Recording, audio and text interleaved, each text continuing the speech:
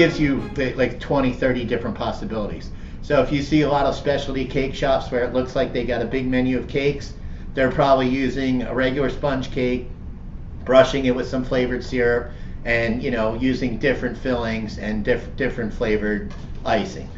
So that's, like I said, from minimal stuff.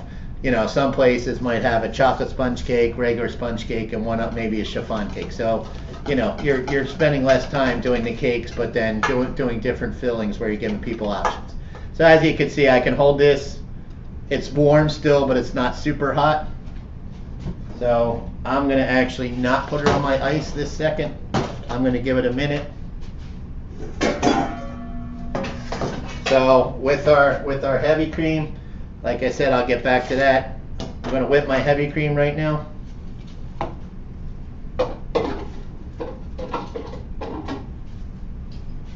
So with this, I like to hand whip it. You can do it in the mixer, but with the Bavarian Cream, if you over mix it, you got to start over. So I like to just hand whip it. That way I can see it's getting right to the point where I want it. So once I start to get it and it's getting a little volume, I didn't want to get my gelatin activating that quick. So I'm going to whip this for a few minutes, and then I'll add my mixture onto my ice. And make sure when you do that, if you're whipping and you have this next to you, make sure that what you're doing is stirring this up every once in a while, because when you use the ice method, you could also take the bowl and put it in the refrigerator. But if you're doing the ice method, as I'm going through and doing this, I'll give this a stir. This is going to chill it down really quick, but all of a sudden, if you let it sit, what's going to happen is the gelatin will start to firm up around the bottom, and then you won't have an even product. So as you can see, if you have all your ingredients together, this was about 16 minutes to make a Bavarian Cream by hand. I know this is something that a lot of people, I know I personally struggled when I first made this. So it was one of them that I was over whipping the cream. So when I tried to fold in the cream, it was basically congealing with the gelatin, and it looked like Jello whipped cream. So then, working with somebody, they kind of showed me the ins and outs of the Bavarian Cream. And like I said, one of the people I worked with several years ago really showed me how to perfect these. So my cream is whipping up. You want to get it where it's just almost at a soft peak, but a little bit below that. So that, like I said, we'll pour that into here. So if it's too firm, even if you were at a soft peak, it would work. But if you were at a stiff peak, you're really not going to get the desired results. So I'm going to, give this a few stirs, feel my bowl. And the one thing is, if this is too hot, obviously it'll deflate your cream right away. So here we go. Got to speed up the process a little.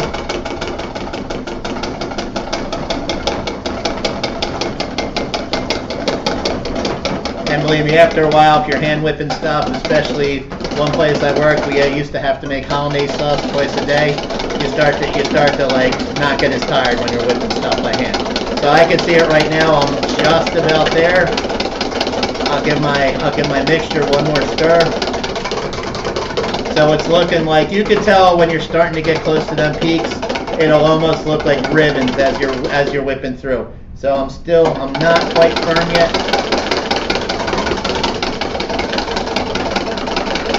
And then as it starts to whip and firm up, you'll see that it works a lot quicker. So I'm just about there. It's almost looking like I'm starting to get just below that soft peak. So it's holding its shape. If you can see, it's kind of holding. That's right where I want it. This is cooled down very, very nicely. So what I'm going to do, while these are going, I'm going to get rid of my burner. I'm going to actually take this back off the ice.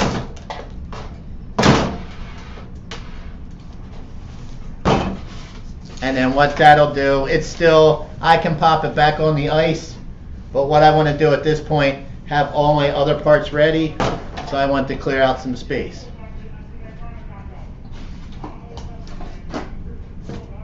So same thing as we've done with our other stuff. We want to invert our cakes just so the top is nice and flat. These, the sponge cake, I did not spray the pan, so it came out nice and easy. So this is going to be a 4-layer chocolate Bavarian cake. So what I'm going to do, cut it in half. So I want to at least have the first layer ready before I mix all this together. So if you know you're close with the chocolate mixture or your creme anglaise mixture, you can start working on the cake. And leveling a cake, I find this is something that people struggle with.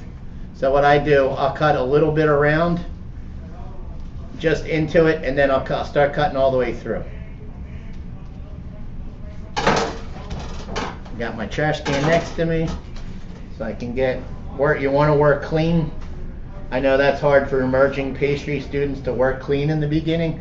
And then what I'm going to do, I'm going to throw this layer back in my cake pan, flip this one, and start brushing. So this is a simple syrup. I wanted to give it a little bit different flavor, so I cooked it a little bit more, so it almost has like a light caramel. Generally, I would take some of this out, so I'm not getting all the crumb in there. And the main reason why you're doing this with the sponge cake, I know we've done the high ratio cakes before that have fat in them.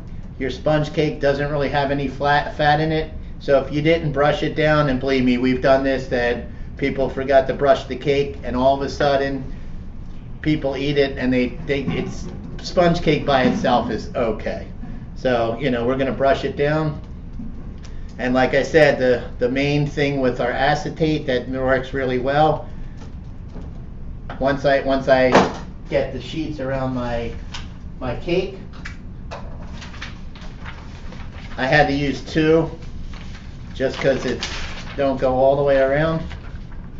And what this does, make sure when you do this first one, that it's really tight. Because what will happen is, if this part isn't tight, all your Bavarian cream will leak out of it. Probably should have cut the water one. So I'm gonna bring my tape over, tape these 2 pieces together. Like I said, kind of really get it around your cake, going nice and tight, and then we'll start finishing up the layers. I might not finish all the layers today, or I might. I mean, that's, once we get going with that, it's just a matter of cake brush, or filling. So I'll put it in. The hard part with using the acetate, you want to make sure that your other layers will fit in. So sometimes you gotta almost squish them in there. So I'm kind of making it where my bottom is nice and tight. The top I'm not as concerned about, because we can always trim it out before we ice it. So now that I got part 1 done, feel this stuff. This is starting to, that's down to our room temperature. Like I said, our cream, if you see it, it's just about firm. And with this, we're going to fold. So as usual with stuff when we're folding, what I like to do is take 1/3 of this just to lighten it up right away. So that way, that's going to incorporate that whipped cream, heavy cream into your mixture just to lighten the mixture up. You can pour the whole thing in. I find if I pour a little in at first, what it does, it lightens it up, and then when I put the rest in, it just makes it easier. So it mixes, it blends a little bit better. Most of the time, same with when you're using meringues and stuff, a lot of times they'll tell you add in 1/3, add in the rest. A lot of things will do that, or alternating. So now this'll, and as you can see, it's still really soupy. Like I said, it'll take a little for it to firm up. So that's why this until the gelatin firms up, this is on the thinner side. And what you'll see is if you pour it in and there's any gaps, you're going to see your chocolate mixture run all over, and that's the last thing we want to see. So as long as you know it's nice and firm on the bottom, And sometimes if we've done these with frame cakes, like a sheet tray cake, if it starts to pour out the side, we'll just throw it in the freezer. You do lose a little bit of the filling, but what happens is, it'll once the freezer hits it, it'll firm that gelatin up really quickly, and then that way you're it'll stop the leaking out of your pan. So like I said, you could do this individual molds. You could do it with acetate. You could do it with almost anything. So whatever shape you put it in, it'll go to it. So this is the hardest part, when you put the first layer in and you're like, please don't leak out. What I'm shooting for is that about half the size of my cake layer. So if your cake was about a 1/2 inch with the Bavarian, I would do it about a 1/4 inch. So then I got my next layer. I'm going to pop that in. And like I said, kind of when you're putting the acetate on there, you want to make sure that you can actually get the layers in. So I did a pretty good job. Sometimes I made the top too tight, and all of a sudden you're trying to squish cake in there. So with this, you want to lightly brush it. And the good thing with this is, if your cake layers aren't actually totally even, when these sit on top of it, it'll push the Bavarian cream down to even out your cake. So right now, looking at this, my cake looks pretty even. So I'm going to get my next cake layer. This is one doing on video. I was like, wow, this one uses a lot of pans and a whole lot of space. So same thing. Now with this one, the top's the most important. You want the bottom of your last cake to be the top of your cake, but upside down. And like I said, that's called inverting your cake. And what that'll do is, I'm going to put this side down. It gets a little moist. It just gets it that you can pick the cake up and you won't have problems with the cake falling apart. If some of your middle layers break, that's not a problem, because the Bavarian cream will soak right in the middle of them and firm it up.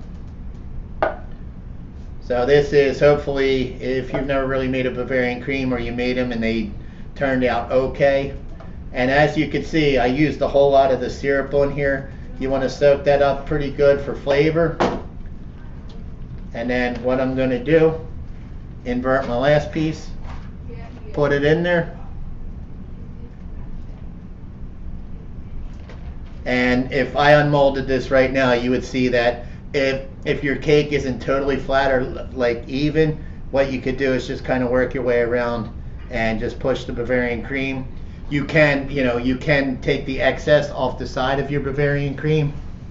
I'm going to do, and then, like I said, this is just a cake sitting on a cardboard stand. As you can see, it's pretty high up. That's probably, a little over 4 inches of the cake. So what that'll give me is I could get 12 pieces out of here easily. So it's a higher cake because we don't even have icing on there or decorations. And that's, then like I said, I'll use some sort of, I kind of have a caramel syrup that I brushed it with, a chocolate Bavarian cream. You could either do a chocolate buttercream, caramel buttercream, almond buttercream, raspberry would work with this. So that this gives me multiple options. So I could literally do 6 of these cakes and then do three different flavorings and icings, and have enough cakes for a catered event, and people would think they're all different. So that is our Bavarian cream as it pertains to framed cakes. So I'm going to stop.